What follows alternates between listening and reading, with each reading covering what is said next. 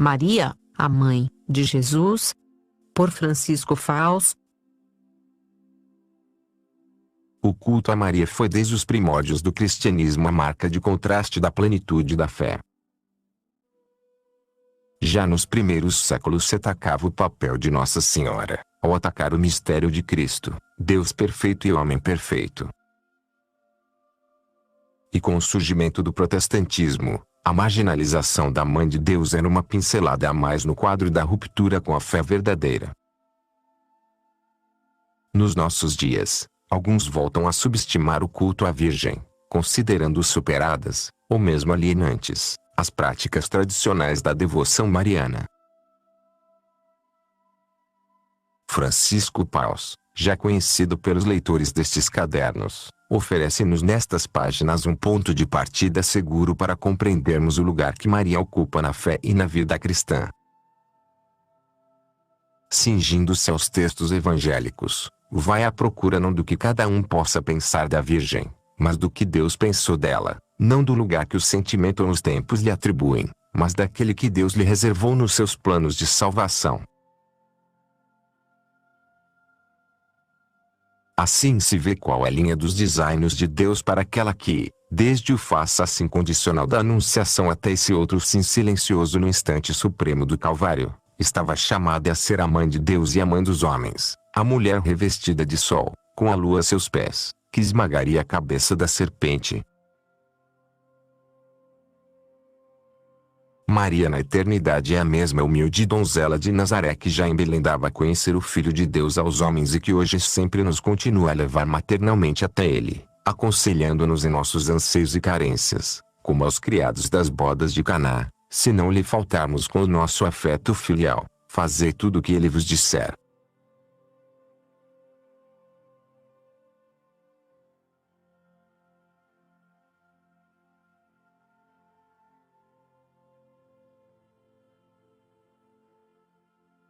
Primeira parte, Maria na perspectiva de Deus.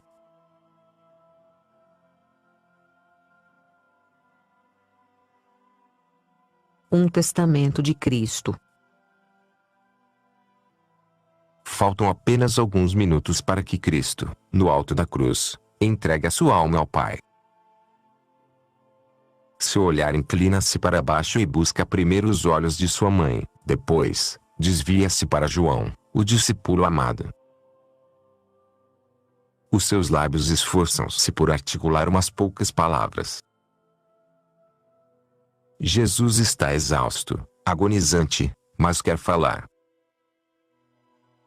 A sua voz enfraquecida esforça-se por dizer exatamente o que o Filho de Deus, naquele momento em que se consuma a redenção dos homens, está querendo dizer. Vendo Jesus a sua mãe e junto dela o discípulo que ele amava, disse a sua mãe: Mulher, eis aí o teu filho. Depois disse ao discípulo: Eis aí a tua mãe. Desta hora em diante, o discípulo a levou para sua casa. São João, 19,26 a 27. E da maior importância perceber o que Cristo, nessa hora, realmente quis afirmar. O seu pensamento humano tinha toda a lucidez do pensamento divino, e, por sua vez, essas derradeiras palavras, pouco antes de morrer, possuíam a força de uma mensagem precisa, que devia ficar gravada sem equívocos, pois expressava uma última vontade de Deus feito homem. Qual foi, portanto, o sentido dessa dupla afirmação: eis a tua mãe e eis o teu filho?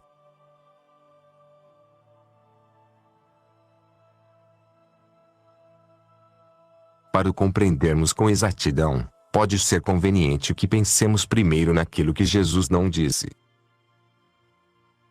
Poderia, por exemplo, ter pedido a João: cuida da minha mãe, toma conta dela. Mas não o disse, e seria pouco explicável que a sua intenção se polarizasse apenas nisso. O cuidado material da mãe. Tendo em conta que Maria, conforme sabemos pelo Evangelho, tinha perto dela parentes próximos, que eventualmente a podiam atender, e nos consta que em parte já o estavam fazendo. Confira. São Marcos 3,31. Também não teria sido lógico que, com as palavras "eis aí o teu filho", quisesse colocar o discípulo sob o amparo de uma nova mãe adotiva, Maria. É bem conhecido, pelo Evangelho, que o discípulo amado tinha mãe viva, Salomé, que esta era uma das santas mulheres que fielmente seguiam Jesus. Confira. São Marcos 15,40 a 41.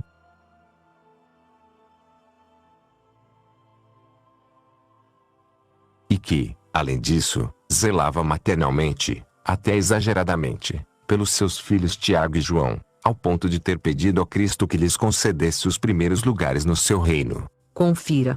São Mateus 20,20 e seguintes.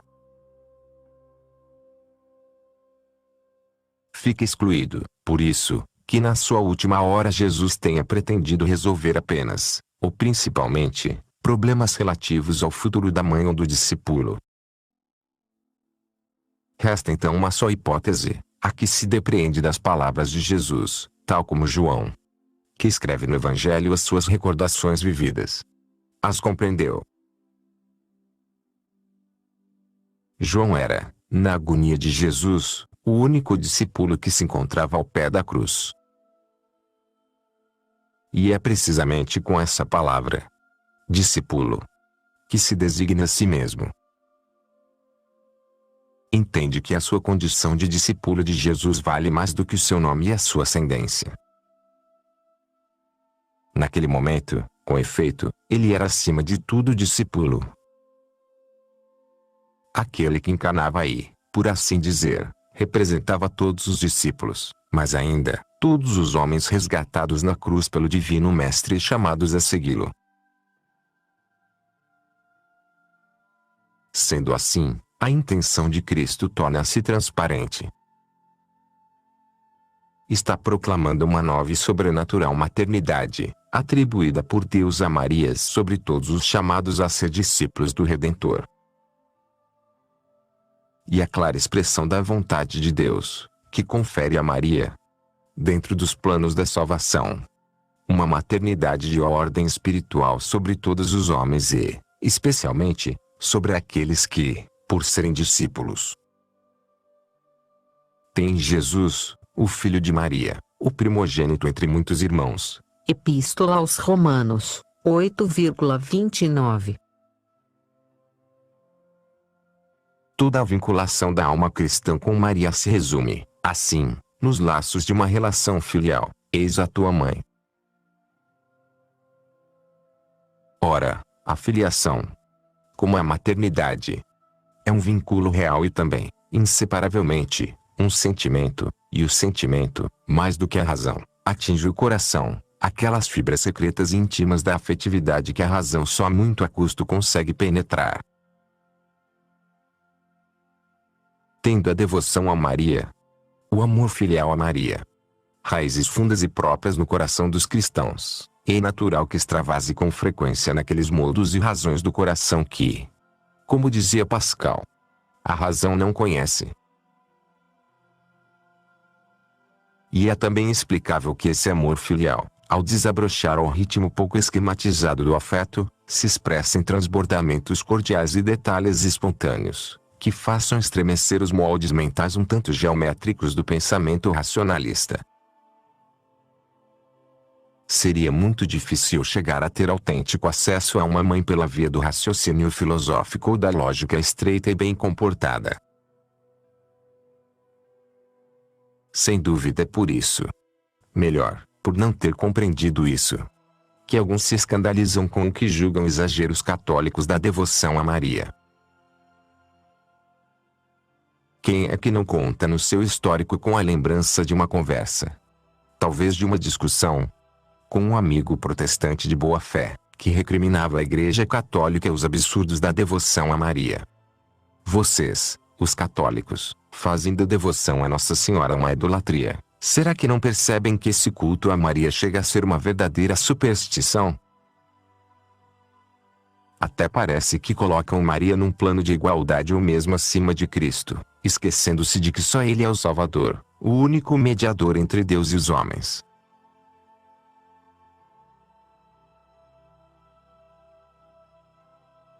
Vez por outra, todos tivemos de tentar esclarecer invectivas deste tipo. Na realidade, a única coisa que essas censuras pretendem afirmar é que a Igreja Católica, com a devoção a Maria, santuários, rezas, velas, procissões, imagens em todas as igrejas, nos lares, etc., se teria afastado da pureza do Evangelho, introduzindo no cristianismo uma excrescência espúria, ou no mínimo um exagero supersticioso, que toldaria, se não desvirtuaria, a autenticidade evangélica da fé cristã. É possível que, ao surgirem essas questões, nos tenhamos esforçado por aduzir as nossas razões em favor da devoção a Maria. Se eram apenas razões pessoais, mal fundamentadas, pouco peso podiam ter. Na realidade, o que afinal importa não é o que nós, católicos ou protestantes, possamos pensar ou dizer particularmente a respeito da Mãe de Jesus. O que é absolutamente decisivo é o que Deus pensa e diz de Maria. Estas páginas pretendem ser, sobretudo, uma escuta atenta e serena precisamente disso, que nos diz Deus sobre Maria. O que é que ele afirma sobre o papel de Maria na salvação dos homens? Uma vez colocado assim o problema, é natural que se levante uma pergunta: como é que nós podemos sabê-lo? Se Deus não tivesse falado, certamente não o poderíamos. Acontece, porém, que Deus falou. Se há um ponto de absoluta coincidência entre todos os cristãos, católicos ou não, é que a Bíblia contém a palavra de Deus, e que essa palavra se tornou plena na palavra, no Verbo, que se fez carne, isto é, em Jesus Cristo e no seu Evangelho. E nele, portanto, que deve ser buscada e achada a resposta, antes de mais nada. Qualquer esclarecimento válido deve mergulhar aí as suas raízes e deduzir daí as suas conclusões.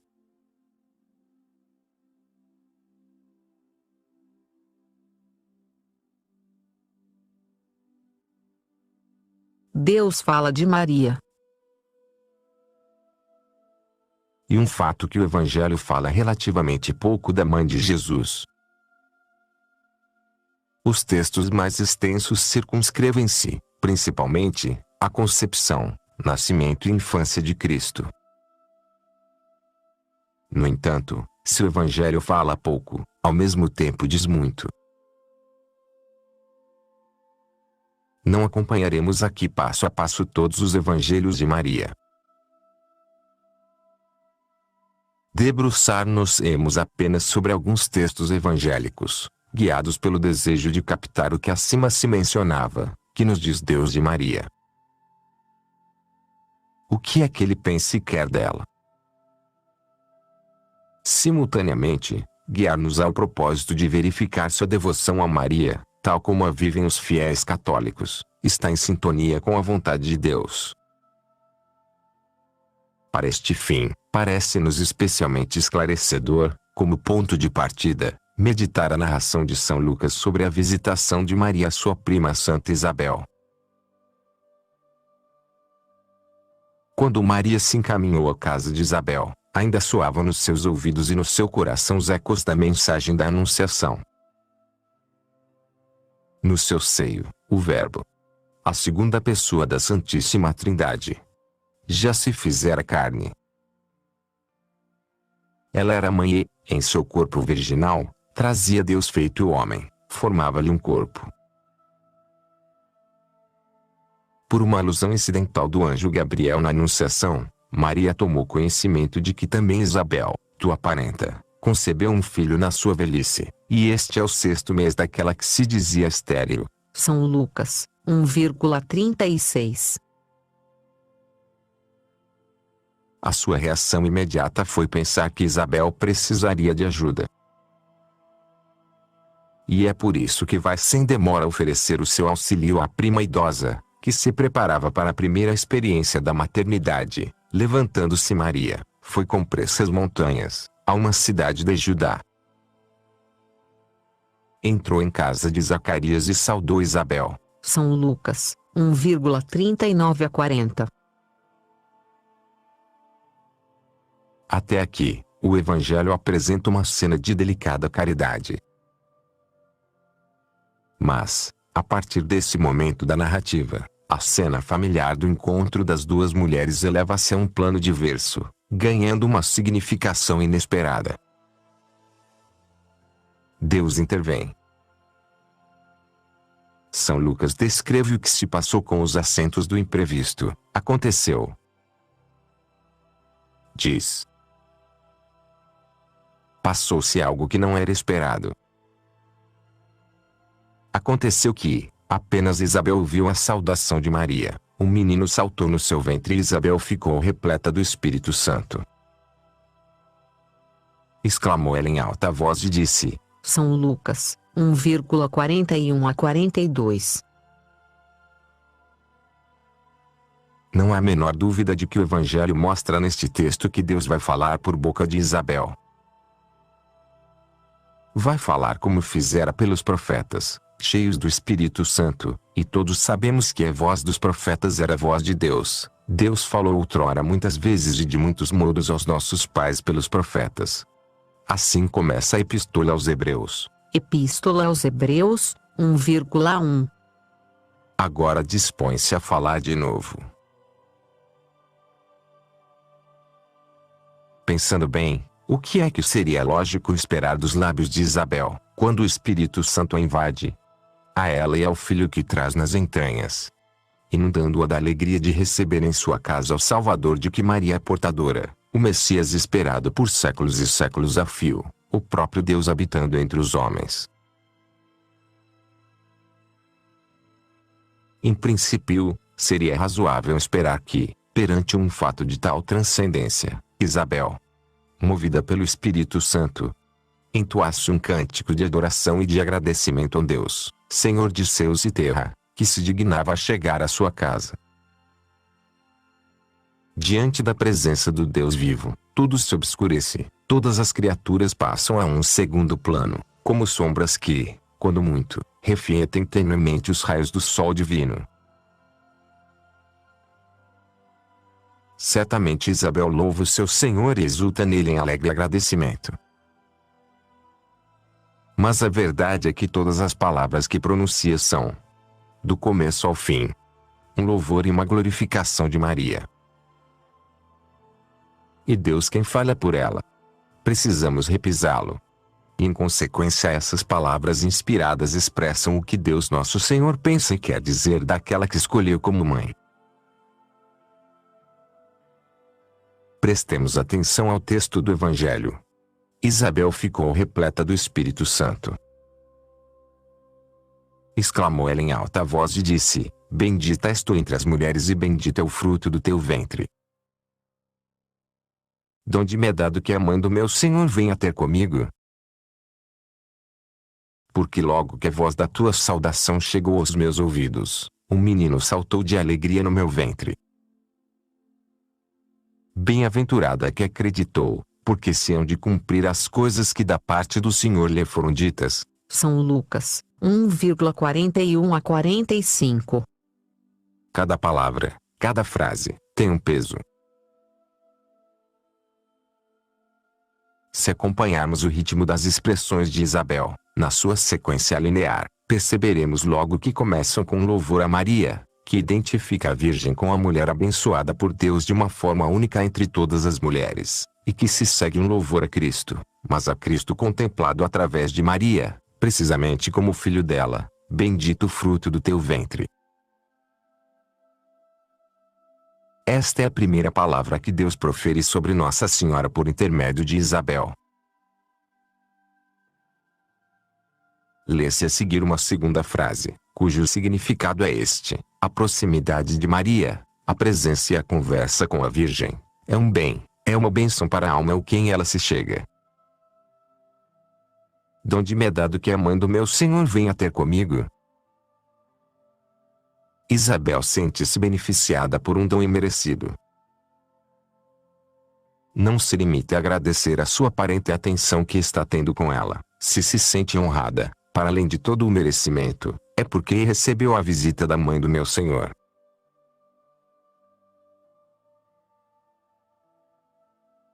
É isto justamente o que a comove, que, diante dos seus olhos, está a Mãe de Deus, e a Mãe de Deus é a portadora das bênçãos do céu. Esta referência emocionada de Isabel ao dom, ao benefício recebido pela visita da Mãe do seu Senhor, torna-se ainda mais explícita e clara nas palavras que profere a seguir, com a fluência de um cântico, porque logo que a voz da tua saudação chegou aos meus ouvidos, um menino saltou de alegria no meu ventre.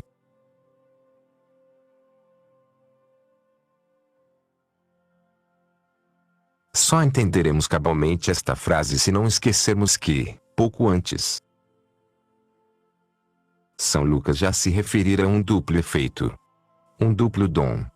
Produzido pelas palavras de saudação proferidas por Maria, por um lado, alegria sobrenatural de João Batista, que saltou no seio de sua mãe, por outro, a efusão do Espírito Santo na alma de Isabel. E da maior importância perceber que esse duplo dom, conforme diz o Evangelho, tenha sido concedido por Deus em virtude da presença de Maria. O texto, com efeito, expressa uma autêntica relação de causalidade entre a chegada de Maria, a voz de Maria, e os dons divinos derramados na alma de Isabel e do seu filho. Tudo aconteceu apenas Isabel ouviu a voz de Maria. Logo que a tua saudação chegou aos meus ouvidos. E aconteceu por isso.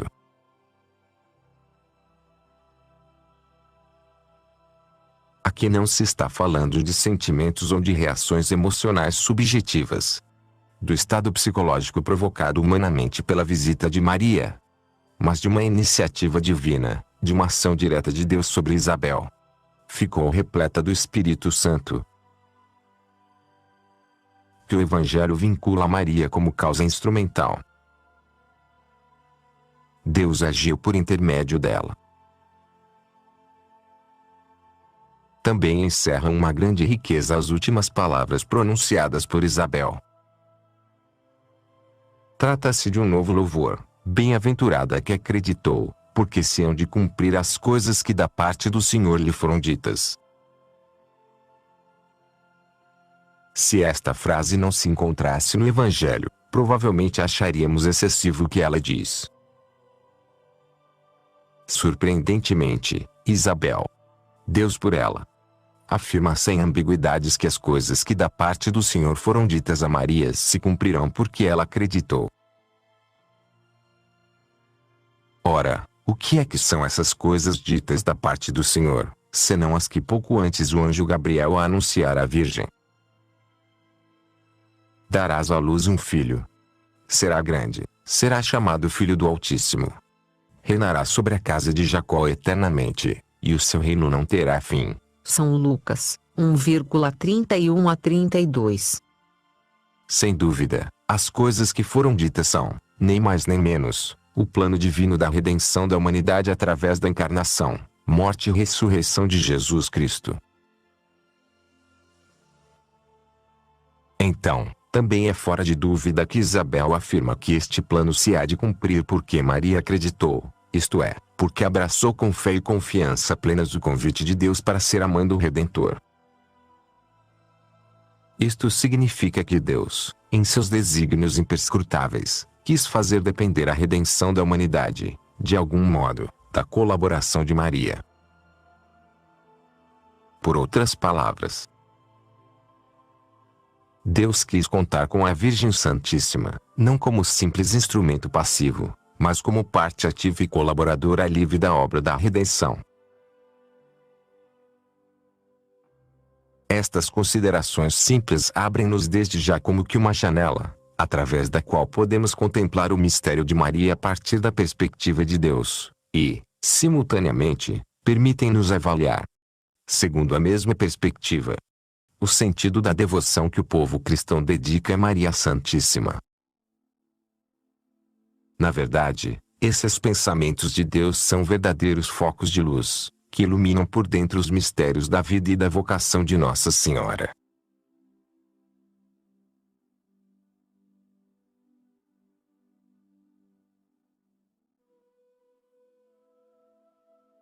Segunda parte, a vocação para a maternidade divina.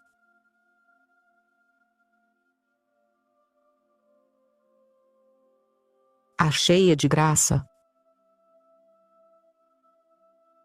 O louvor que o Espírito Santo inspirou a Isabel. Bendita és tu entre as mulheres. Vem ecoando ao longo dos séculos nos lábios dos cristãos, todas as vezes que recitam a Ave Maria. Antes, porém, desse louvor, esses mesmos lábios dirigem a Maria outras palavras, que também são de Deus, cheia de graça. Qual foi a grande bênção de Maria Santíssima, aquela que a faz bendita entre todas as mulheres? Porque ela é chamada cheia de graça.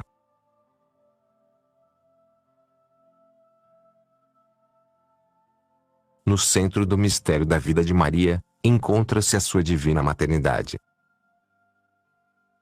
Deus a escolheu para ser a mãe do seu Filho, do Redentor dos homens.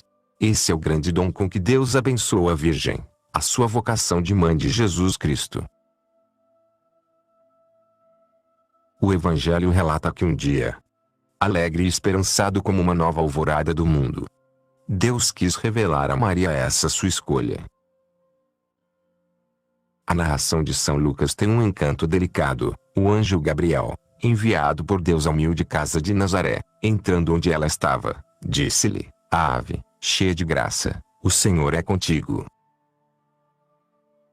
A Virgem sentiu-se perturbada ao ouvir essas palavras, e o mensageiro do céu a tranquilizou: Não temas, Maria, pois achaste graça diante de Deus. Eis que conceberás no teu ventre, e darás à luz um filho, a quem porás o nome de Jesus. Este será grande, será chamado Filho do Altíssimo, e o Senhor Deus lhe dará o trono de seu pai Davi, reinará sobre a casa de Jacó eternamente, e o seu reino não terá fim. São Lucas 1,26 a 33. Através das palavras do anjo, descortina a seus olhos de Maria o plano de Deus a seu respeito. Deus, por assim dizer, manifesta-lhe aquilo que eternamente sonhara para ela. Neste sonho da Santíssima Trindade, estava previsto o aparecimento de uma mulher, cheia de graça, que haveria de surgir no mundo como a aurora da salvação, a luz de um novo amanhecer que anunciaria e traria aos homens o sol verdadeiro, o Salvador, que, como diz São João, ilumina todo homem que vem a este mundo. São João 1,9. Já nos primórdios da humanidade, quando o pecado dos nossos primeiros pais cavava um abismo entre o homem e Deus, o Senhor contrapunha ao mal do pecado o seu desígnio de salvação, um projeto amoroso de Deus, fruto da sua infinita misericórdia, para resgatar e reerguer o homem, e atraí-lo de novo a si. Pois bem, nesse projeto acalentado pelo amor eterno de Deus, já desde o começo estava presente Maria. Assim fala Deus à serpente, a Satanás, após a queda original: porém inimizades entre ti e a mulher, entre a tua descendência e dela, esta te esmagará a cabeça. Livro de Gênesis 3,15. Com estas palavras, Deus opõe ao inimigo a imagem flitura de uma mulher irreconciliavelmente enfrentada com o demônio e o pecado. Nela, Satanás jamais terá parte alguma. Voltemos à Anunciação. Neste momento, Deus dirige-se a Maria, por intermédio do anjo, denominando-a, já no começo, cheia de graça. Tem-se feito notar que, no texto original do Evangelho, o anjo, para dizer cheia de graça, emprega uma só palavra, Que caritomene.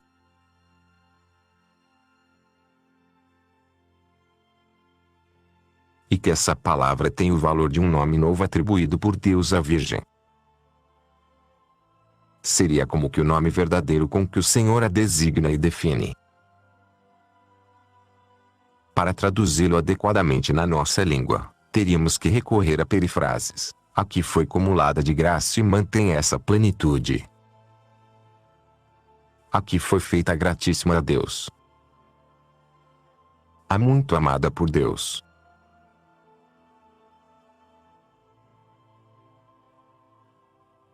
Deus nosso Senhor, cumulando Maria de graça, preparou-a desde o primeiro instante da sua existência para ser a digna mãe do seu Filho, a nova arca da aliança.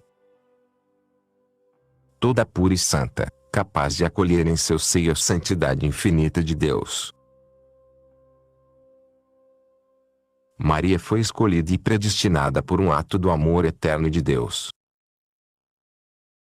E o amor de Deus é sempre criador, comunica às criaturas a sua bondade, fala-as participar da vida divina, da graça. O amor de Deus por Maria foi único, e a ela comunicou seus dons também de modo único, em plenitude. Por isso ela é a cheia de graça.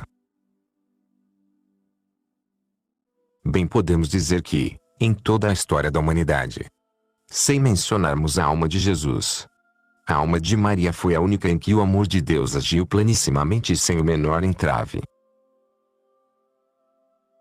Com toda a razão foi dito, por isso, que Maria é a obra-prima de Deus.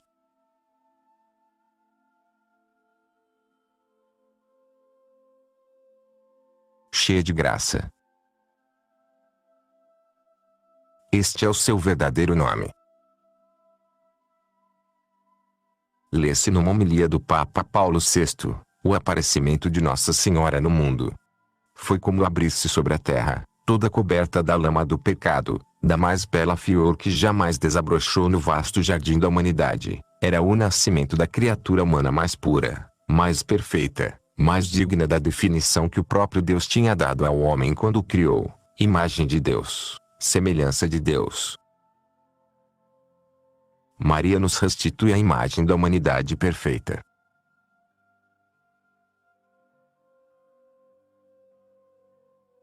Em Maria, tudo é graça. Jamais pairou sobre ela a sombra, sequer, do pecado. Foi toda de Deus desde o primeiro instante da sua existência, de modo que a sua alma pura não conheceu nem a mancha do pecado original nem mancha alguma de pecado pessoal. O dogma da Imaculada Conceição de Maria Santíssima outra coisa não fez senão explicitar uma das consequências dessa plenitude de graça que não tem no Evangelho restrição alguma de tempo nem de momento, por uma graça e um privilégio especial de Deus Todo-Poderoso. Reza a definição dogmática de Pio IX, em 8 de dezembro de 1854. Em atenção aos méritos de Jesus Cristo, Salvador do gênero humano, a bem-aventurada Virgem Maria foi preservada de toda a mancha de pecado original desde o primeiro instante da sua concepção.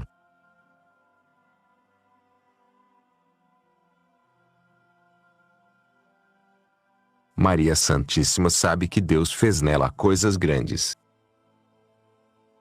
E essas grandezas são motivo para que ela glorifique a Deus, reconhecendo, com uma humildade cheia de alegria, que ele pôs os olhos na baixeza da sua serva. São Lucas, 1,48 a 49. Tudo é puro dom de Deus, e Maria o agradece comovida. Ora, se tudo é dom de Deus, qual foi a parte de Maria? Ter-se ela limitado a uma unção de receptora passiva de tão grandes graças. A cena evangélica da Anunciação nos dá a resposta a essas perguntas. Maria correspondeu à chamada e às graças que acompanhavam com uma aceitação amorosa e uma entrega total. A semente da graça encontrou na sua alma o solo acolhedor e fértil onde frutificar. Não esqueçamos que Deus sempre quer contar com a liberdade das criaturas. O anúncio do anjo a Maria, ao mesmo tempo que desvendava os planos de Deus sobre ela, tinha o delicado acento de um convite. Maria correspondeu livremente com total fidelidade. Eis aqui a escrava do Senhor, faça-se em mim segundo a tua palavra. São Lucas 1,38. Essas palavras, faça-se, sim, mostram-nos maravilhosamente a alma de Maria. Voltada inteiramente para Deus, ela é um sim perfeito ao Senhor, pronunciado com o coração, com os lábios e com as ações, sem a menor restrição nem limite. Há uma abertura completa da alma a Deus, que permite que o Espírito Santo, o artista divino, modelador das almas, faça daquela criatura a sua obra perfeita. Quantas coisas não fez Deus depender do sim de Maria? Desse sim dependeu o próprio sonho divino a respeito de Nossa Senhora. Pela sua fidelidade, ela foi sempre, exatamente, como Deus a queria, e na sua alma inteiramente disponível à ação da graça divina, arraigaram e cresceram as virtudes que são o fruto maduro da santidade, a fé, a esperança, o amor, a humildade, a fortaleza, a mansidão.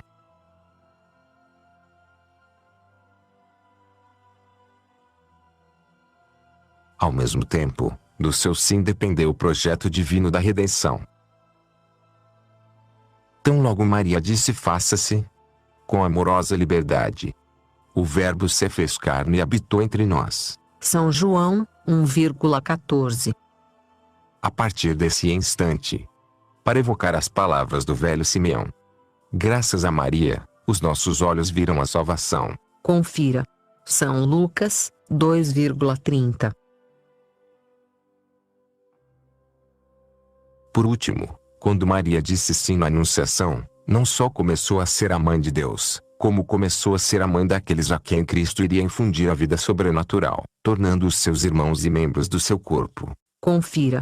Epístola aos Romanos 8,29 e Primeira Epístola aos Coríntios 12,27. Este último aspecto convida-nos a aprofundar um pouco mais no mistério da maternidade de Maria, Mãe de Deus e nossa mãe.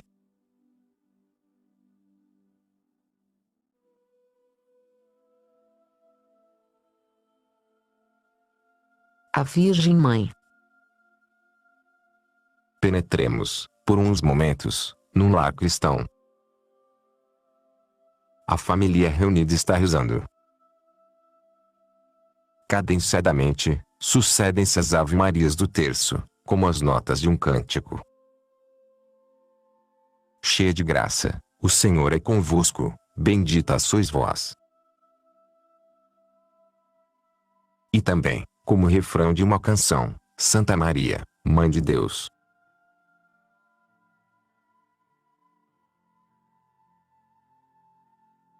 Enquanto esses corações tornam a invocar Maria com exclamação maravilhada de Isabel, a mãe do meu Senhor.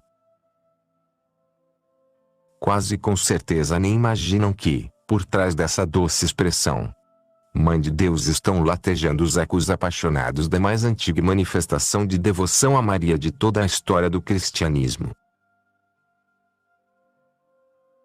Todo amor tem horas de paz e horas de sobressalto. Nas horas tranquilas, flui como um rio copioso e manso. Nos momentos em que esse amor é agredido de qualquer forma, o coração salta. Quer para defendê-lo com ardor, quer para externá-lo com paixão.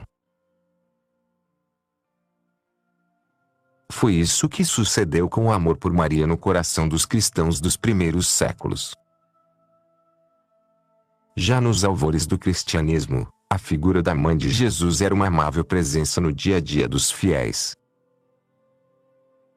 Belo testemunho dessa presença é a imagem mural da Virgem com o menino, em clara referência à profecia de Isaías sobre a Virgem Mãe. Profeta Isaías 8,8, São Mateus 1,22 a 23.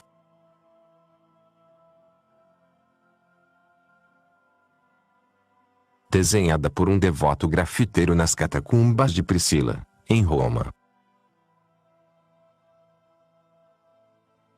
Porém, muito cedo, já a partir dos fins do século I, houve quem tentasse desvirtuar com interpretações heréticas o ensinamento transparente do Evangelho sobre a maternidade de Maria.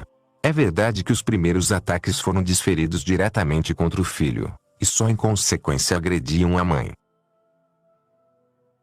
Mas é um fato também que a reação dos primeiros cristãos mostrou que, para eles, o amor a Maria estava indissoluvelmente unido ao amor a Jesus Cristo.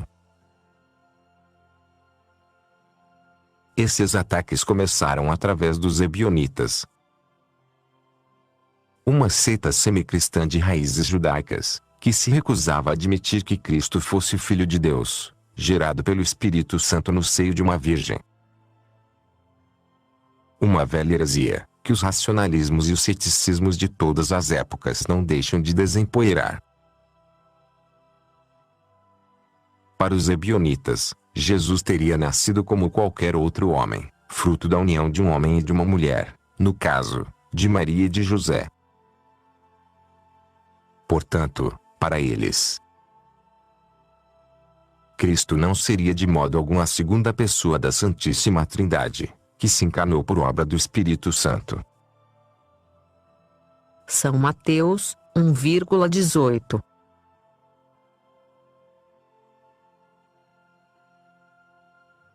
Isto é, não seria Deus verdadeiro, mas apenas um homem. Em consequência, Maria não seria a Virgem Mãe de Deus. Quase ao mesmo tempo, a literatura cristã dos séculos II e III via-se invadida por uma multidão de escritos de seitas denominadas gnósticas, procedentes de ambientes de influências sincretistas, judaísmo, filosofia neoplatônica, etc. Esses grupos proclamavam praticamente o contrário dos anteriores, negavam a humanidade de Cristo. Nosso Senhor jamais teria sido o homem verdadeiro, e por isso a afirmação de São João de que o Verbo se fez carne. São João 1,14.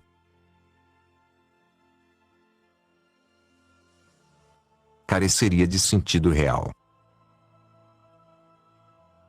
Tais doutrinas ensinavam que Jesus era um ser exclusivamente espiritual de origem divina, embora distinto de Deus, o qual teria vindo à Terra através de uma mãe virgem, Maria, mas com um corpo irreal, fictício, aparente, que eles denominavam corpo psíquico.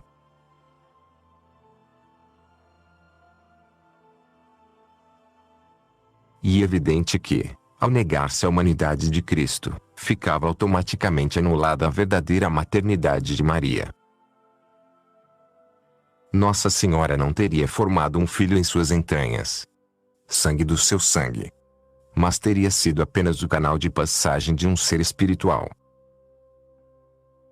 Como dizia um dos representantes dessas seitas gnósticas, Ptolomeu, Jesus ter-se-ia limitado a passar por Maria como a água passa por um conduto.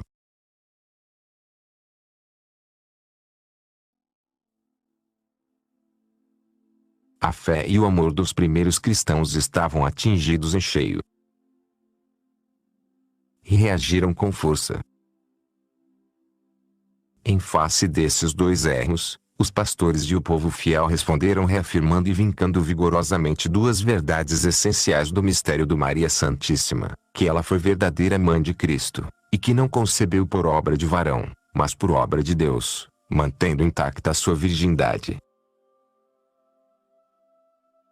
Estamos perante as primeiras manifestações coletivas da fé e da piedade marianas.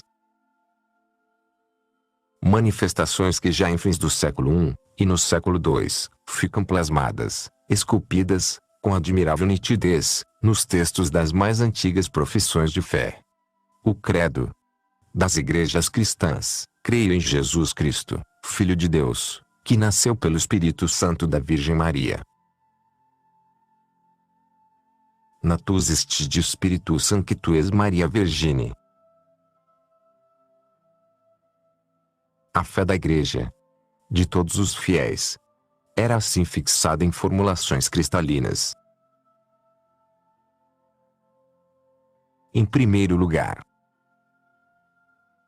Cristo é verdadeiro homem, porque nasceu realmente de Maria, ex Maria Virgine. Maria é sua mãe. Já o afirmara São Paulo, escrevendo aos Gálatas, quando chegou a plenitude dos tempos, Deus enviou seu Filho, nascido de uma mulher. Epístola aos Gálatas, 4,4. Em segundo lugar, Jesus Cristo é Filho de Deus, nasceu do Espírito Santo, e a sua mãe não concebeu de varão, mas foi virgem, de Maria Virgem. Já no começo do seu evangelho, São Mateus declara sobriamente: Maria achou-se tendo concebido do Espírito Santo. São Mateus, 1,18. Mais explicitamente ainda ensina São Lucas, o evangelista, que obteve de Maria as confidências das coisas que ela guardava no seu coração. Confira. São Lucas, 2,51. Quando o anjo anuncia a Maria que conceberá em seu seio e dará à luz um filho, a Virgem responde com um pedido de esclarecimentos: como se fará isto, pois eu não conheço varão? Maria não duvida do que o anjo lhe anuncia da parte de Deus, mas precisa de uma explicação sobre como se fará isso.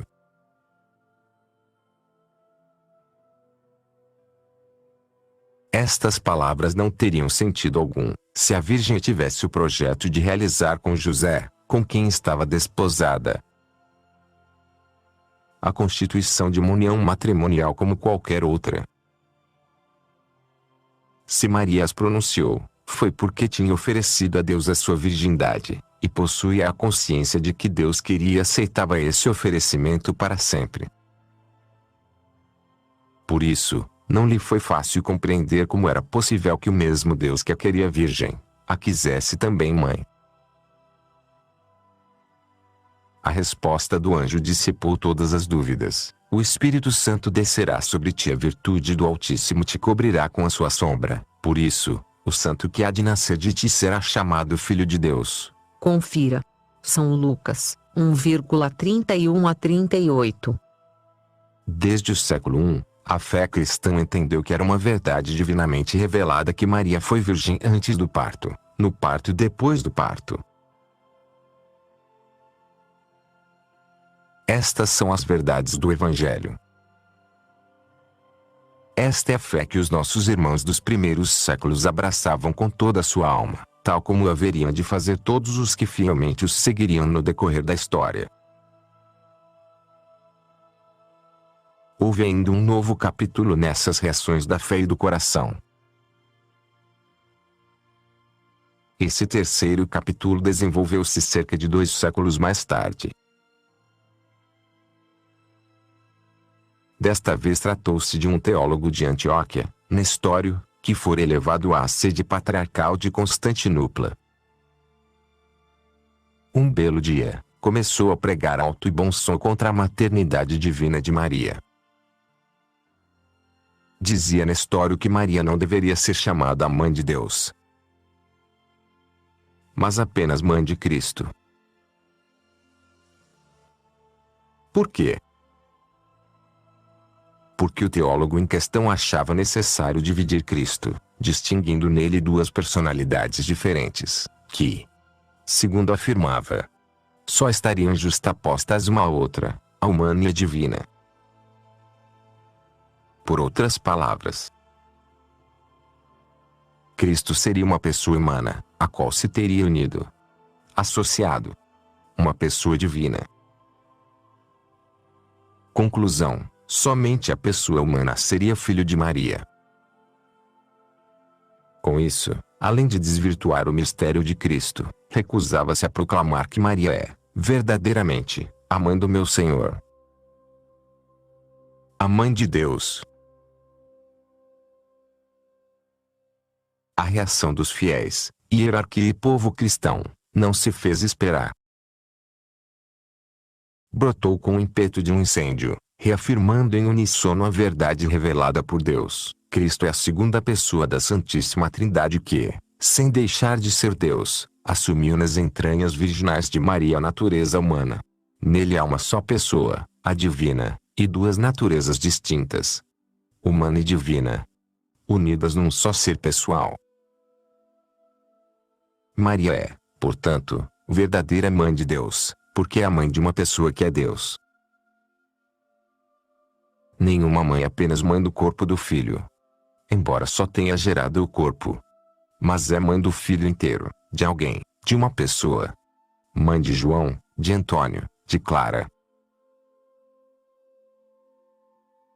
Da mesma maneira, Maria é a mãe de Jesus, que é uma pessoa divina. Por isso, é verdadeira mãe de Deus. Esta foi a verdade reafirmada e definida, em 22 de junho de 431, pelo Concílio de Éfeso, em que a heresia de Nestório foi condenada. É comovente ler a carta de São Cirilo de Alexandria, que foi a alma desse concílio, relatando o que aconteceu na cidade de Éfeso nesse dia de verão. Ao anoitecer, uma autêntica multidão atirou-se às ruas, depois que os bispos reunidos acabaram de proclamar a verdade da fé e de condenar o herege. Inflamado de entusiasmo, o povo acompanhou os padres conciliares até os seus domicílios, com tochas acesas e cânticos, aclamando em grandes vozes: Theotokos, Theotokos. O que quer dizer, Mãe de Deus, Mãe de Deus.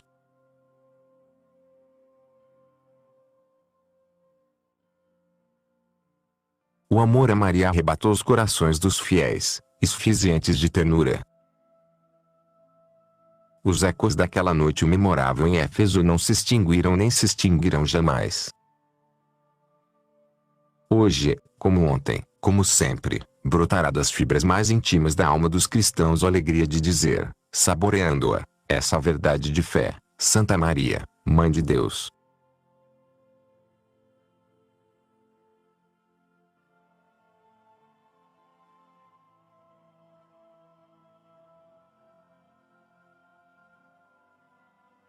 Terceira parte, a Mãe do Redentor.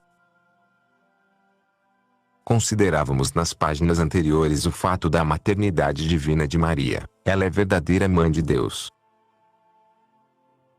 Agora vamos dar mais um passo, adentrando no mistério dessa maternidade e procurando ver o seu alcance, as suas dimensões. Vimos que Maria não foi meramente receptora passiva das graças e dons de Deus. Foi chamada por Deus para ser a mãe do seu filho, e correspondeu ao chamado com um amor livre e uma entrega total.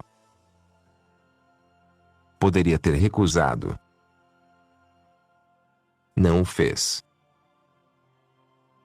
Pela sua livre e completa correspondência, quis ser mãe. Jesus nasceu, escreve Guitum, do consentimento de Maria.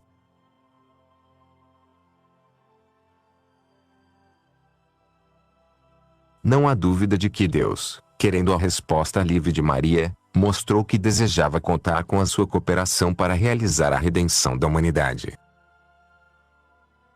O Concílio Vaticano II, na Constituição Lumen Gentium, expressa com clareza este design de Deus. É com razão que os santos padres consideram Maria não como um mero instrumento passivo, mas julgam-na cooperando para a salvação humana com livre fé e obediência. Pois ela, como diz Santo Irineu, obedecendo, fez-se causa de salvação tanto para si como para todo o gênero humano.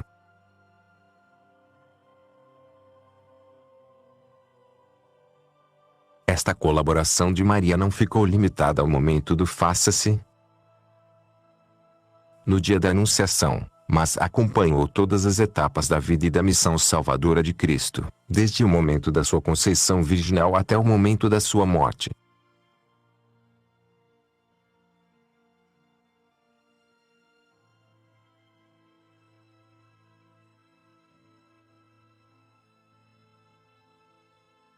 A vida oculta de Cristo. Pensemos, primeiro, na infância de Jesus. Foi um período em que Deus confiou seu filho inteiramente aos cuidados de Maria. Dela Jesus dependia em tudo, como qualquer criança depende de sua mãe, da sua solicitude, do seu amor, da sua dedicação. Podemos até dizer que, falando humanamente, Jesus menino subsistia ao amparo da maternidade de Maria. E foi no clima desse amor materno, e do aconchego dado também pelo amor de São José, que o menino cresceu e se desenvolveu. Mas, já na infância o papel de Maria vai além dessa dedicação materna. Por acaso já reparamos que foi precisamente a Virgem Santíssima quem, pela primeira vez, manifestou Jesus aos homens como seu Salvador? E um fato. A graça de Cristo em favor dos homens começou a atuar no mundo pelas mãos de Maria. Foi aos pés de Nossa Senhora que desabrochou a fé dos pastores e dos magos, os primeiros adoradores daquele recém-nascido que, como anunciaram os anjos na noite de Natal, é o Cristo, o Senhor. São Lucas 2,11. Como é significativo que Deus tenha disposto que os primeiros encontros das almas com Jesus ocorressem através da mãe. Vislumbra-se aí um design divino, que o Evangelho irá explicitando cada vez mais. Ainda na infância de Cristo, é também Maria, acompanhada por seu esposo castíssimo, São José, quem apresenta Jesus no Templo de Jerusalém, oferecendo-o a Deus Pai. A apresentação do menino vem a ser como um prenúncio da oferenda definitiva do filho que Maria irá fazer 33 anos depois, ao pé da cruz. No momento da apresentação, o Espírito Santo já vaticina a mãe, através das palavras proféticas de Simeão, esta última e radical oferenda, uma espada de dor, transpassará tua alma. Confira. São Lucas 2,22 a 35. A infância de Jesus une-se, perfazendo 30 anos, à vida oculta no lar de Nazaré. 30 anos. E a maior parte da vida do Senhor. Um longo período em que Cristo já está a salvar-nos. Porque esse período de vida oculta não foi um compasso de espera, sem relevo nem transcendência. Nesses anos, Jesus, vivendo junto de Maria e de José, estava redimindo a humanidade. Cada um dos seus atos, cada um dos seus gestos tinha infinito valor redentor. Pois bem, na vida oculta, como causa alegria considerar esta verdade. Cristo nos salva justamente acumulando de amor e de sentido divino as pequenas coisas da existência cotidiana, a vida em família, de que a mãe é o centro, o trabalho na oficina de José, o descanso e as pequenas alegrias e sacrifícios do cotidiano, enchendo de luz divina o caminho por onde discorre a vida da imensa maioria dos homens. Mas, se prestarmos atenção ao que o Evangelho nos relata sobre a vida oculta, descobriremos ainda algo mais. Como é que o Evangelho resume a atitude interior de Jesus ao longo desses 30 anos? De uma maneira muito simples, mas carregada de ensinamentos. São Lucas define com 3 palavras essa atitude: era-lhe submisso. São Lucas 2,51. Quanto não diz esta breve frase? O Filho de Deus, o próprio Deus feito homem, quis passar a maior parte da sua vida obedecendo a Maria e a José, numa voluntária e amorosa submissão, e deixando-se guiar por eles. Sejam quais forem as consequências espirituais que se possam deduzir disto. E são muitas. Basta-nos agora sublinhar 2 realidades. Por um lado, Jesus Cristo quis vincular estreitamente a maior parte da sua vida terrena à vida de sua mãe. Por outro, decidiu, se nos é permitido falar assim, dar um enorme peso à vontade de sua mãe, até o ponto de, como dizíamos, ter vivido 30 anos fazendo-lhe caso, obedecendo-lhe. Esta disposição de obediência de Cristo à mãe é de grande importância para compreendermos o papel que Deus quis atribuir a Maria.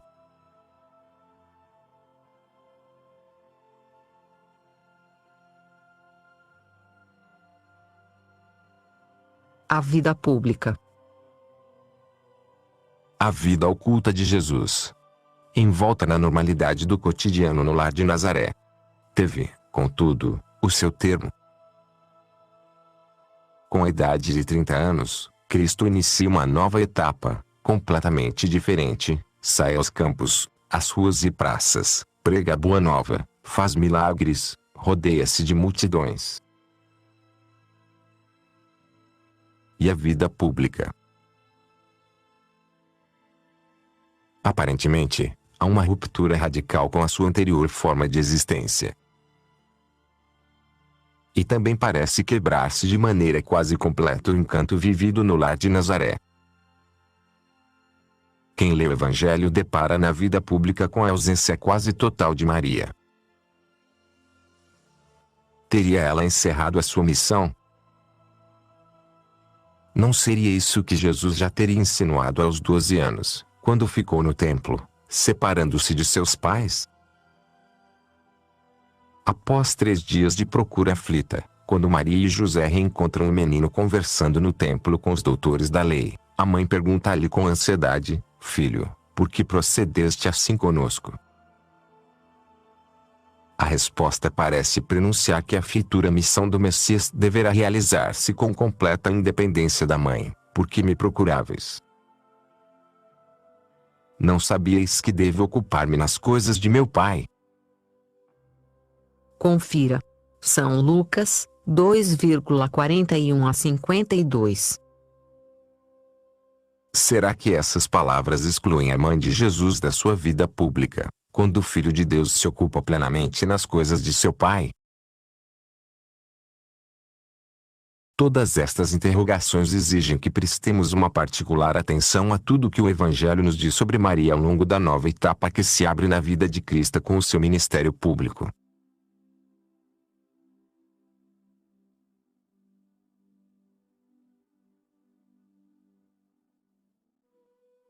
Dimensões da maternidade de Maria.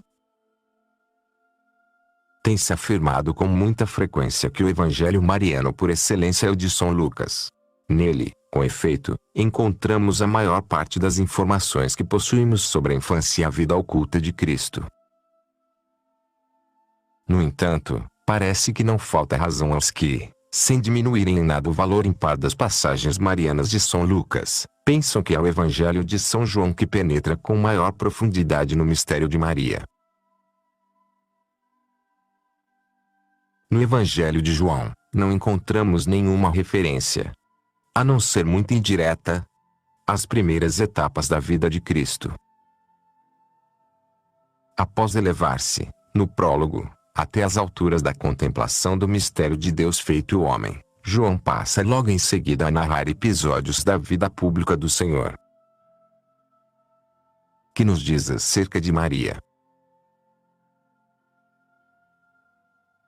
Se prestarmos atenção, perceberemos que as contadas referências que João faz à Virgem Santíssima não são, primordialmente, narrações de passagens da vida de Maria. João focaliza Maria apenas em alguns momentos de grande significação em que ela está presente na missão de Jesus.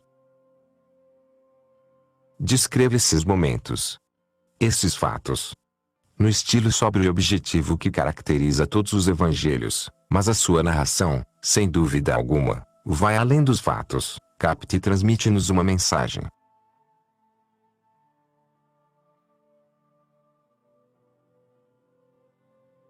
Percebe-se, nesses textos do seu Evangelho, que João compreendeu e quer fazer entender aos seus leitores a importância atribuída por Deus à colaboração de Maria nas etapas mais decisivas da missão salvadora de Cristo. São aqueles 3 anos em que Jesus se volta. E é da maior relevância atentar para isto.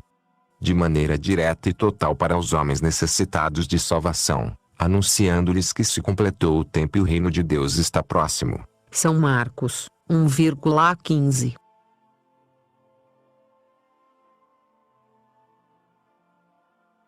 Atraindo-os para a luz da verdade e entregando-se na cruz para o seu resgate. Duas importantes cenas marianas emolduram, como intensos pontos de luz, o começo e o final da vida pública de Cristo no Evangelho de São João, o milagre das bodas de Caná, e as palavras dirigidas por Jesus a Maria e ao discípulo amado do alto da cruz. Antes de focalizarmos com algum vagar essas cenas, podemos adiantar que é a partir do início da vida pública que vemos desvendar-se com a maior clareza uma especial dimensão da maternidade de Maria. Até o fim da vida oculta, essa maternidade concentrava-se primordialmente, quase exclusivamente, no Filho, em Jesus. Mal começa a vida pública, porém, contemplamos essa maternidade alargando-se, abrindo-se para os homens que Jesus veio salvar. Vai se revelando assim mais plenamente a maternidade espiritual de Nossa Senhora em relação a todos e cada um dos homens. As duas passagens-chave de São João, antes citadas, projetam esclarecimentos decisivos sobre esta dimensão da maternidade de Nossa Senhora.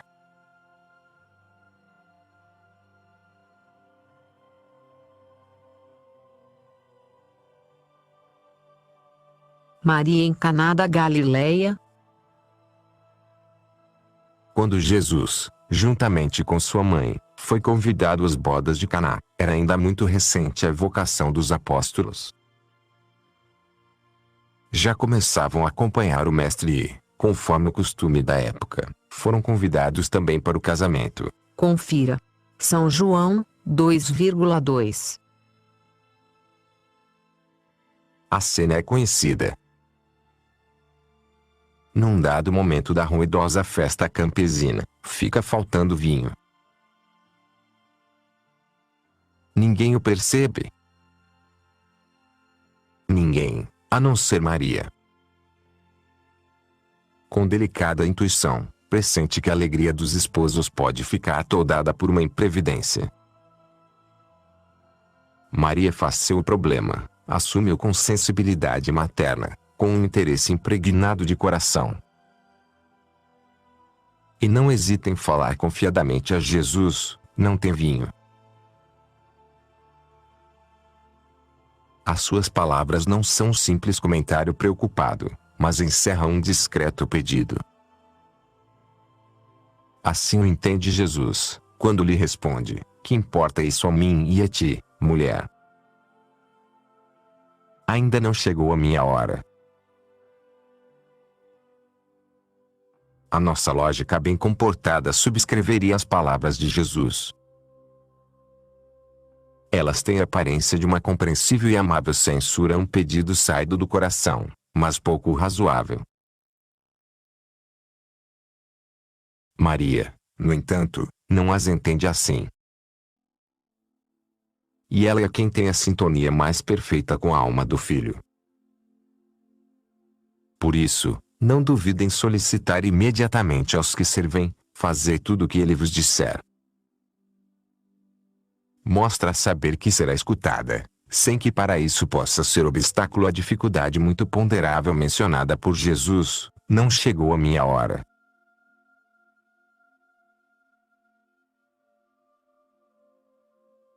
O atendimento de Jesus ao pedido da mãe não demora. Sob o olhar sorridente de Maria, Cristo manda aos servidores que encham de água 6 grandes recipientes de pedra. Ordena-lhes depois que tirem a água já convertida em vinho e apresentem ao mestre Sala, que não sai do seu assombro por julgar que os donos da festa tinham deixado o bom vinho guardado até agora. A cena termina com um comentário de João: este primeiro milagre, fê-lo Jesus em Caná da Galileia, e manifestou a sua glória, e os seus discípulos creram nele. Confira. São João 2,1 a 11. Falávamos há pouco da mensagem encerrada no fato que se acaba de sintetizar. Ela aparece aí de maneira muito clara e patente que Maria está ativamente presente no começo do ministério público de Cristo, e está presente de uma forma central, não marginal. Prestemos atenção. É por intercessão dela que Cristo adianta misteriosamente a hora de iniciar os seus milagres, que serão sinais. Confira. São João 6,26.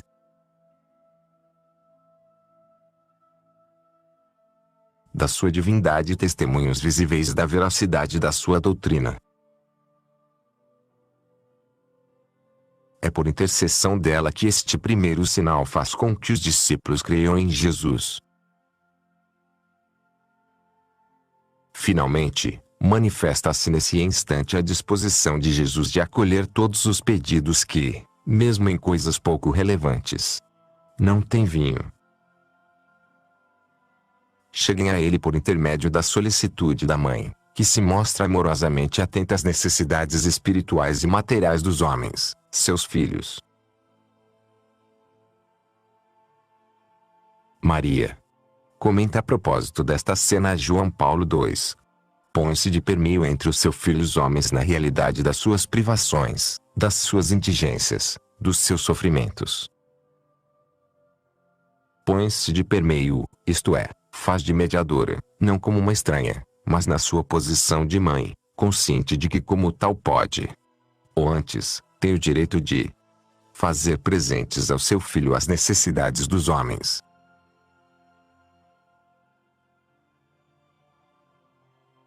E não é tudo, como mãe, deseja também que se manifeste o poder messiânico do filho, ou seja, o seu poder salvífico que se destina a socorrer as desventuras humanas, a libertar o homem do mal que, sob diversas formas e diversas proporções, faz sentir o peso na sua vida.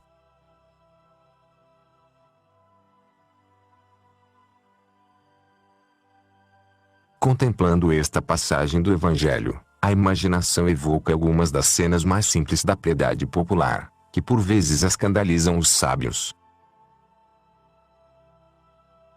Como num filme, focalizamos mentalmente os rostos enxutos, requeimados pelo sol do sertão, de um grupo de romeiros que acaba de descer do ônibus na esplanada do Santuário de Aparecida. Os devotos, entrando na basílica, cravam o olhar esperançado no retrato da mãe, a pequenina imagem de barro escurecido. E, de cada coração, eleva-se uma súplica, pelas necessidades cotidianas, pela saúde, pela volta ao bom caminho do marido, de um filho.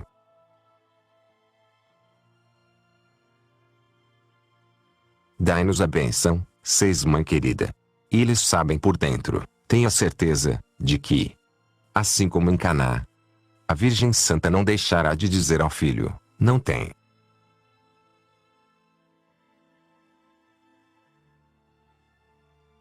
E o filho a atenderá, o filho lhe obedecerá.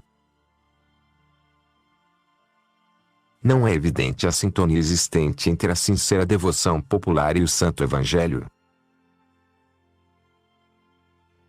Em Caná, Cristo disse com atos, mais expressivos do que as palavras, que, na realização da sua obra salvadora em favor dos homens, deseja que ocupe um lugar de destaque a mediação maternal de sua mãe. Não era necessário que fosse assim, mas Deus quis que assim fosse. Maria tem verdadeiramente uma função de mediação materna entre Cristo e os homens. Não é certamente uma função autônoma, nem obscurece o fato incontestável de que Jesus Cristo é o único mediador propriamente dito entre Deus e os homens. Confira. Primeira Epístola a Timóteo, 2,5. Mas, mesmo assim, fica em pé a existência de uma autêntica mediação de Maria, subordinada mas entranhadamente unida à mediação de Cristo. A mediação de Maria está nos desígnios de Deus. Não foi imaginada pela devoção dos cristãos, em épocas mais ou menos tardias. pelo contrário, foi sendo descoberta pela fé, cada vez com maior profundidade, como um tesouro escondido, o que é muito diferente. Bem entendi esta verdade São Bernardo, o trovador da Virgem, quando pregava que Maria é o aqueduto que, recebendo a plenitude da própria fonte do coração do Pai, nos-la faz acessível. Com o mais íntimo, pois, da nossa alma, com todos os afetos do nosso coração e com todos os sentimentos e desejos da nossa vontade, veneremos Maria, porque esta é a vontade daquele Senhor que quis que tudo recebêssemos por Maria.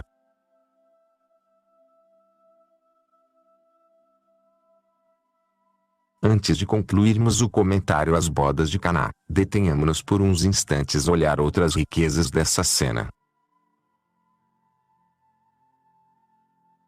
Tem sido observado, e com razão, que nessa passagem de Caná se encontram as únicas palavras dirigidas por Maria aos homens que o Evangelho registra: fazei tudo o que ele vos disser. São João 2,5. Aí está o sentido da mediação de Maria: levar as almas para Cristo, mover os corações dos homens a aderir à vontade de Cristo e a fazê-la de fato, tudo o que ele vos disser.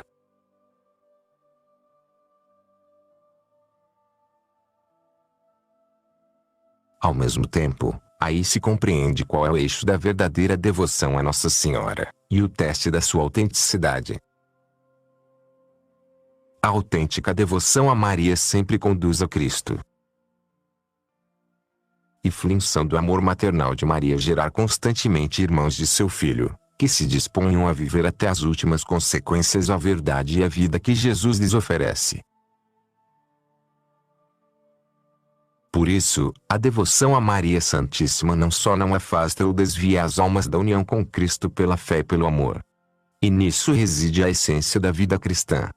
Mas a facilita sobremaneira, tornando-a mais acessível e mais suave, e também mais eficaz. A Jesus, sempre se vai e se volta por Maria. A nossa alma, diz São Luís Maria Grignion de Montfort, só encontrará Deus em Maria. Só Deus habita nela e, longe de reter uma alma para si, ela, muito ao contrário, a impele para Deus e a une a Ele.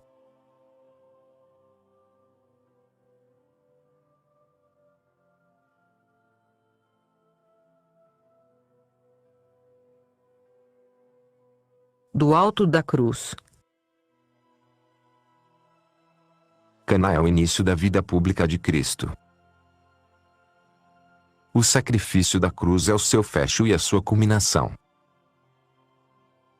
Procuremos agora aproximar-nos do coração de Maria e tentemos captar o que Maria guardava no coração naquela hora em que a salvação da humanidade se consumava por meio do sacrifício redentor de Jesus Cristo. São João descreve a presença de Maria ao pé da cruz, junto das santas mulheres, com uma palavra cheia de têmpera, stabat. Literalmente, significa estar firme, de pé. Mas o termo indica muito mais do que um simples modo de permanecer. A expressão original empregada pelo Evangelho sugere um conteúdo moral, isto é, que Maria acompanhava o sofrimento do filho com fortaleza de alma, e que, no seu coração, não só havia inteireza, mas adesão. Nessa hora definitiva, em que o Filho dá a vida para a salvação de muitos. São Mateus 20,28.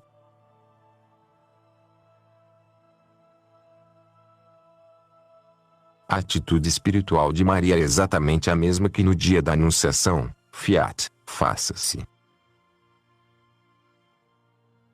Adesão incondicional, plena, à vontade de Deus, e concretamente ao plano salvífico que Cristo está realizando no mundo, plano no qual ela foi chamada a colaborar da forma mais estreita.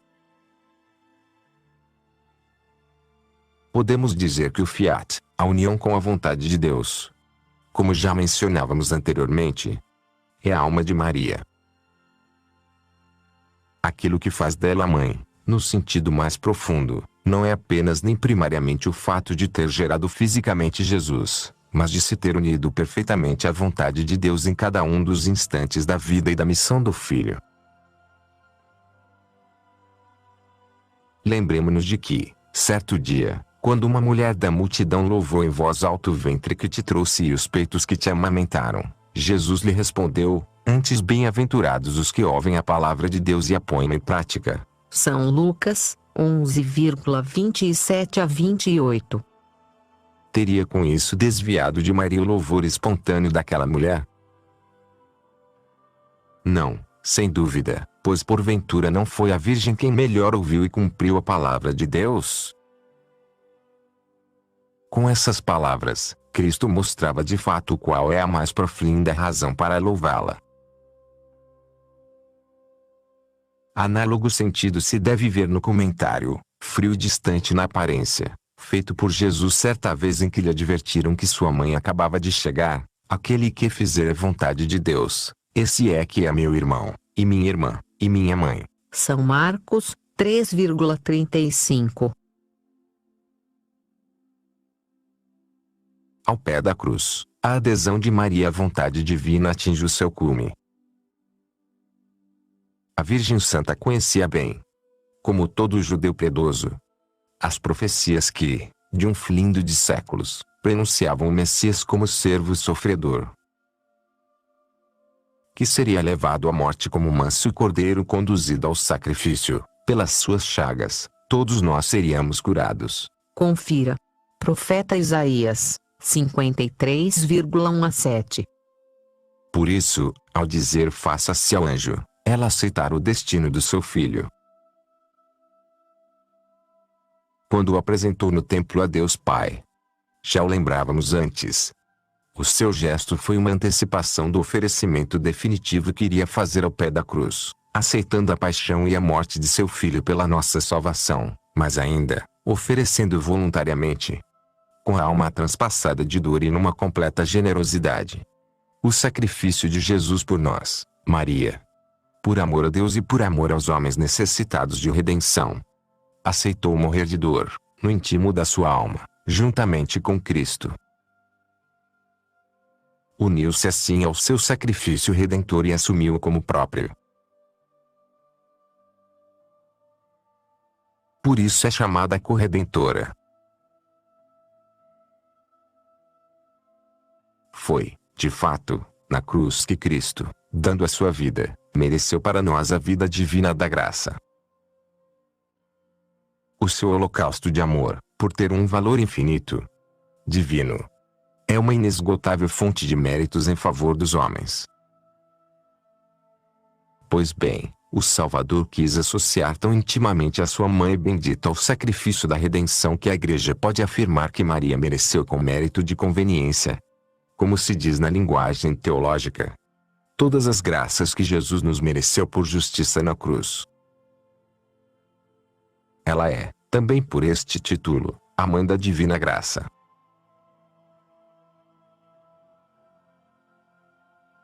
A vida sobrenatural, que brota copiosamente da cruz, também é, de alguma maneira, a vida dela, a vida que recebemos por ela. Isso a torna mais profundamente a nossa mãe. Convém lembrar ainda que Jesus Cristo, com os seus padecimentos, pagou, expiou, satisfez. Pelos nossos pecados, fostes resgatados.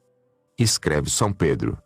Pelo precioso sangue de Cristo, como de um cordeiro imaculado e sem mancha. Primeira Epístola de São Pedro, 1,18 a 19.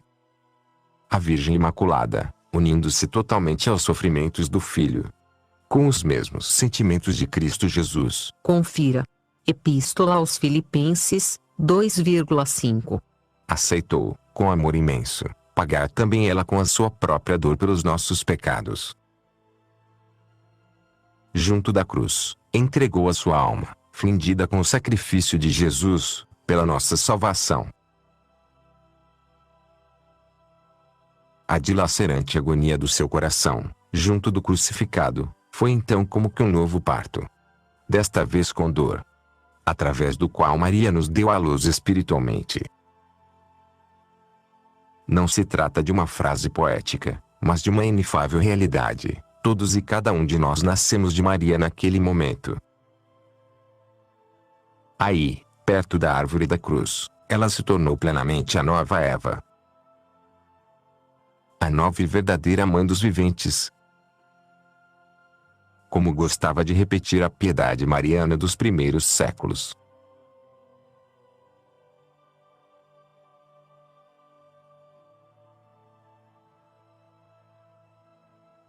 Enzo teu filho. Logo após as palavras pronunciadas por Cristo na cruz. Eis a tua mãe. Eis o teu filho. Conta o evangelho que desta hora em diante, o discípulo a levou para sua casa. São João, 19,27. Esse discípulo já o víamos no começo destas páginas. Representava todos os discípulos, os que na altura seguiam Jesus e todos os homens chamados depois a segui-lo, fazendo parte do povo de Deus que é a Igreja. O fato de o discípulo ter assumido ao pé da letra a filiação a Maria, levando-a para sua casa, reflete bem a intenção de Cristo, que João compreendeu, de que a Igreja, a que São Paulo chama o corpo de Cristo. Epístola aos Colossenses, 1,18.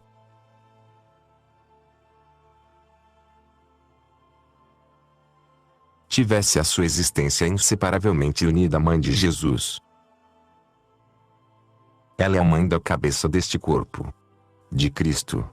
E é a mãe dos membros deste corpo, que somos nós. E a mãe da Igreja, do Cristo total. Como gostava de dizer Santo Agostinho. Na mente de Deus, portanto, a Igreja é concebida também como uma família, como um lar que tem uma mãe. No centro dessa família, pulsa o coração da Virgem e nela irradia o aconchego da sua maternidade. E muitíssimo significativo que a Igreja tenha nascido no dia de Pentecostes, quando os discípulos e as santas mulheres estavam reunidos, em união de corações e de preces, com Maria, a mãe de Jesus. Atos dos Apóstolos, 1,14. São Lucas, o evangelista que melhor captou o papel de Maria no começo da vida do Redentor, é o mesmo que nos Atos dos Apóstolos sublinha a presença central de Nossa Senhora nos começos da vida da Igreja, mostrando que a Igreja recebeu o Espírito Santo, a sua alma divina, estando aglutinada como uma família em volta da Virgem Santíssima.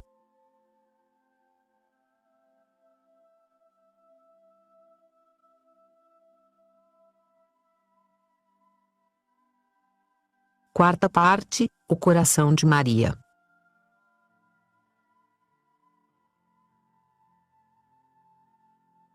No tempo e na eternidade. Havia de chegar, porém, um dia em que a presença de Maria já não seria visível para os olhos dos seus filhos. Deus a chamou a si. João, o discípulo filho por excelência, a vislumbrará então gloriosa mãe, sempre mãe, no céu. Assim descreve a sua visão no livro do Apocalipse. Depois, apareceu no céu um grande sinal, uma mulher vestida de sol, com a lua debaixo dos pés, e uma coroa de 12 estrelas sobre a cabeça. Estava grávida e clamava com dores de parto. Livro do Apocalipse, 12,1-2. Adivinha-se nesta imagem celeste a Virgem Mãe, aquela que viemos associada ao sacrifício de Jesus, dando à luz com dor os filhos de Deus. A visão de São João mostra-nos que, desde que foi glorificada no céu, rainha coroada de estrelas, Maria continua a ser mãe de todos os homens, dos filhos de Deus e irmãos de Jesus Cristo, até o fim dos séculos. Uma das mais doces verdades da nossa fé é o mistério da Assunção de Nossa Senhora em corpo e alma aos céus. a cheia de graça, a que nunca pecou, não podia ficar sujeita à corrupção da morte, estabelecida por Deus como castigo do pecado.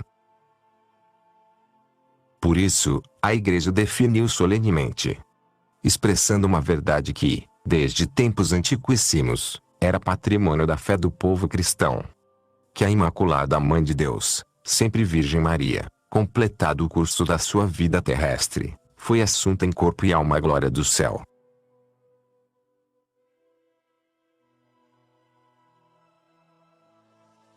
Eis a consoladora verdade, a nossa Mãe Santa Maria, na glória do céu, está agora junto da Trindade Santíssima em corpo e alma. Compreendamos bem o que isto significa. Quer dizer que Maria vive no céu a cuidar de nós, a olhar-nos, a interceder por nós, com o mesmo coração, com os mesmos sentimentos e com os mesmos afetos que tinha na terra. Não é um puro espírito. E uma mãe humana, glorificada, mas plenamente humana. Agora, junto de Deus, ela contempla, na luz da glória divina, todos e cada um dos seus filhos, em todos e cada um dos momentos da sua existência, e olha por eles, nas horas de alegria e de dor, nos transes difíceis, nos tempos de solidão, nas suas quedas e nos seus reerguimentos. Não há um passo da nossa vida, não há um latejar do nosso coração, que não esteja sendo acompanhado amorosamente pelo coração humano da nossa mãe. E não há um passo que não esteja sendo assumido, visto e sentido como algo próprio, por esse coração. Contemplando este mistério delicado, Monsenhor Escrivá aponta-nos uma das suas consequências. Surge assim em nós, de forma espontânea e natural, o desejo de procurarmos a intimidade com a Mãe de Deus, que é também a nossa mãe, de convivermos com ela como se convive com uma pessoa viva, já que sobre ela não triunfou a morte, antes está em corpo e alma junto de Deus Pai, junto de seu Filho, junto de Espírito Santo. É nesse clima de intimidade filial que discorre a devoção a Nossa Senhora.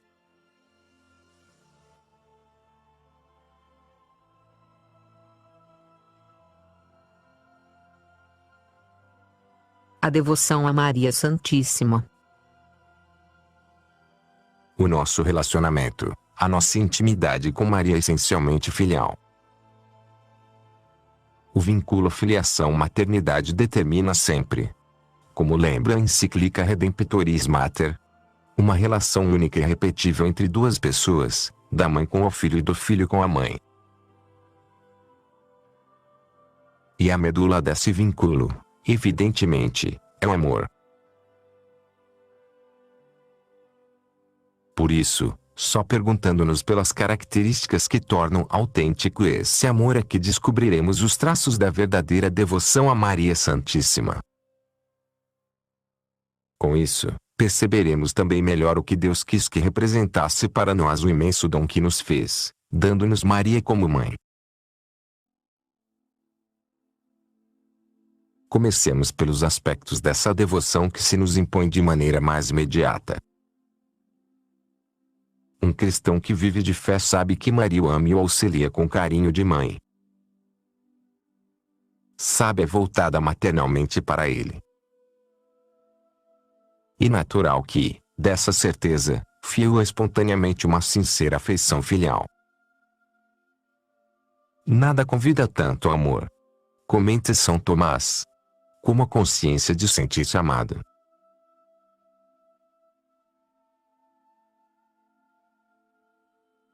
A devoção mariana manifesta-se, por isso, em mil expressões, delicadas e fervorosas, de carinho de filho, no tom afetuoso da oração que dirigimos a ela, na alegria de visitá-la nos lugares onde se quis fazer especialmente presente, nos muitos pormenores íntimos do coração, que o pudor vedaria externar.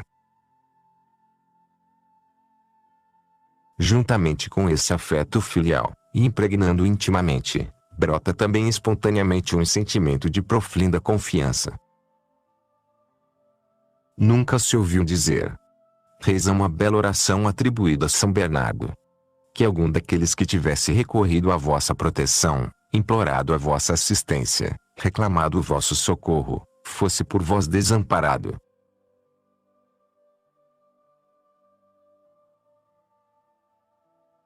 Esta certeira confiança dos fiéis exprimiu-se no leque multicolorido de invocações marianas, que traduzem a segura experiência do coração cristão. Mãe de misericórdia, Virgem poderosa, auxílio dos cristãos, consoladora dos aflitos, onipotência suplicante. Era essa confiança que fazia Dante escrever estes preciosos versos. Dona, se tanto grande e tanto vali, Chico alvo graziati non ricorre, sua dizenas avó volarsas ali. Senhora, és tão grande e tanto podes, que para quem quer graça a ti não recorre, o seu desejo quer voar sem asas.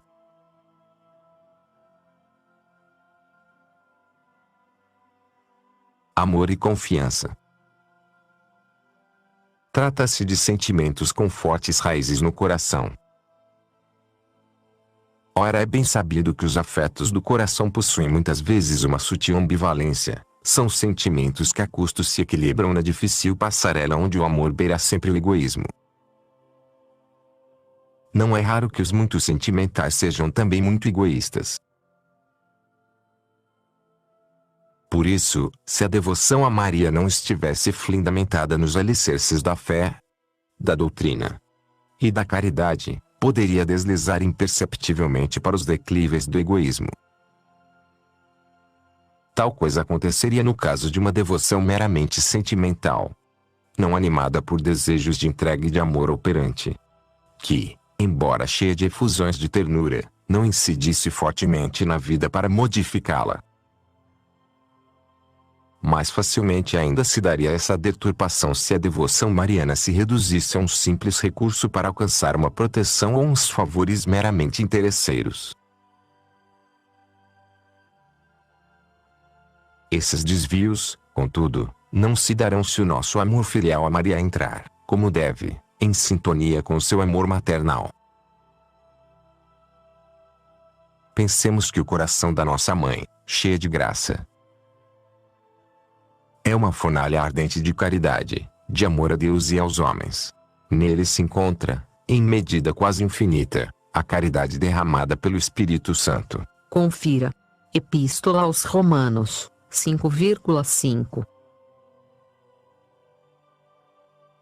Isto significa que quem se aproximar dela com um coração reto e sincero se sentirá necessariamente impelido para o amor a Deus e ao próximo. Este é o segredo divino da devoção a Maria. Foi de fato para nos facilitar a entrega a esse duplo amor, o mandamento que resume todos os outros, que Deus, em sua misericórdia, quis dar-nos Maria como mãe. É por isso que a devoção a Maria, bem vivida, é sempre como um sopro fecundo, cálido e suave, que acende o amor na alma, inflama a generosidade e move a abraçar sem reservas a vontade de Deus. Se procurarmos Maria, encontraremos Jesus, diz Monsenhor Escrivá, fazendo-se eco da tradição cristã. No flindo de tudo que a Virgem Santíssima sugere ao coração dos homens, sempre pulsam as suas palavras em Caná: fazei tudo o que ele vos disser. A verdadeira devoção é, por isso, radicalmente cristocêntrica. Conduz a Cristo. É teocêntrica. Nossa Senhora vive e faz viver em função de Jesus. Não pode haver aí nem sombra de idolatria.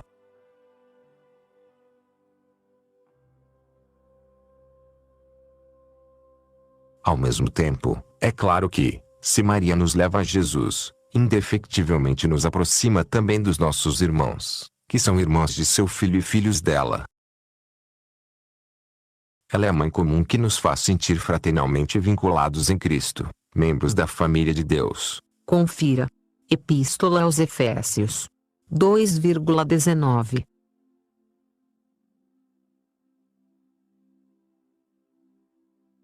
E nos desperta na alma ânsias de doação e de serviço aos outros.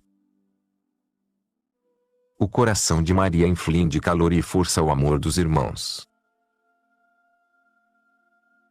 Como vemos, se a Virgem Santíssima nos auxilia, e esta é a sua missão maternal, é única e exclusivamente para nos colocar mais plenamente em face das exigências da nossa vocação cristã. E com este fim que ela intercede por nós junto de Deus e distribui as graças que o Senhor colocou em suas mãos. Mesmo os favores maternos que ela nos obtém em pequenas coisas, como em Caná, são incentivos de carinho que nos ajudam a agradecer e a retribuir a Deus as suas bondades. Em qualquer caso, ela estende a sua mão para nos elevar, suave e fortemente, até a contínua meta da nossa vocação cristã, que é a santidade. Com razão se pode afirmar, por isso, que o amor de Maria por seus filhos é simultaneamente doce e exigente. Nossa Senhora, sem deixar de se comportar como mãe, sabe colocar os seus filhos em face de suas precisas responsabilidades. Aos que dela se aproximam e contemplam a sua vida, Maria faz sempre o imenso favor de os levar até a cruz, de os colocar bem diante do exemplo do Filho de Deus. E nesse confronto em que se decide a vida cristã, Maria intercede para que a nossa conduta culmine com uma reconciliação do irmão menor, tu e eu, com o filho primogênito do Pai.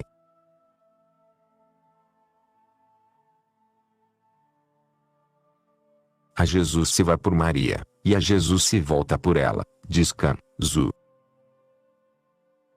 Quando, ao rezar a Ave Maria, nós lhe pedimos rogai por nós, pecadores, fazemo-lo com a consciência de que demasiadas vezes nos afastamos de Deus e, como o filho pródigo, precisamos voltar para a casa do Pai. Maria torna suave, também, e esperançado esse retorno. Não é verdade que, perto da mãe, nos tornemos a sentir crianças? Despojamo-nos da nossa triste armadura de adultos, forjada pelo orgulho, pela vergonha ou pela decepção. E então o fardo das nossas misérias já não nos esmaga. Com Maria, sentimos-nos crianças reanimadas pela ternura da mãe, alegres por descobrir que, para um filho pequeno, sempre é possível levantar-se, sempre é possível recomeçar, sempre é hora de esperar.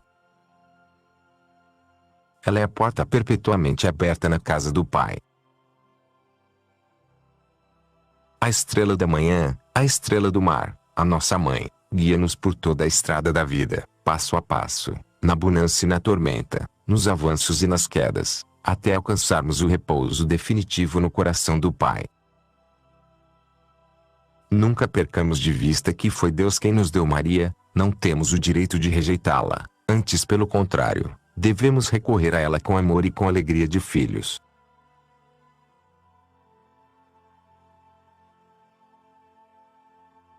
Há um antigo adágio teológico que diz, de Maria nunca satis, isto é, nunca diremos o bastante de Maria. Nestas páginas, tentamos aproximar-nos do esplendor do mistério de Maria. Pudemos captar apenas alguns dos seus fulgores. Mas, para alcançarmos uma luz mais plena, devemos imitar a Santíssima Virgem, procurando como ela guardar, meditando-as no coração. Confira. São Lucas 2,51.